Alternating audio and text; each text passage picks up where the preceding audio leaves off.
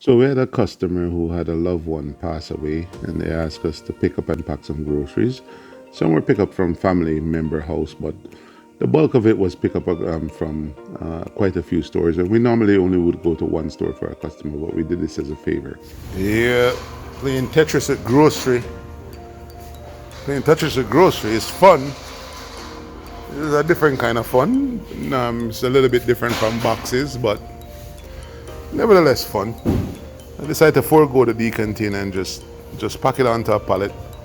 I'll probably wrap it up in black wrap, or I'll probably put cardboard around it to protect the groceries first. Just put a thin layer of cardboard around it and across the top. Then I'll wrap it up. I'll probably clear wrap it instead of black wrap it anyways. For those who think that we only do small package, you would be amazed by the things that we do.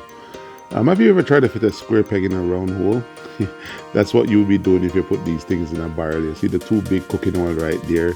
There's over 200 pounds of rice. This is the 9-night special. So in the end, we decided just to wrap it in clear plastic to make it visible, giving customs less work so they don't have to strip off the side. They could just strip the top and dig from the top.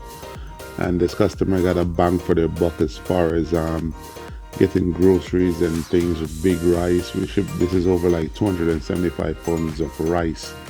Getting high quality grocery at reasonable rate to give their loved one a good and proper send off.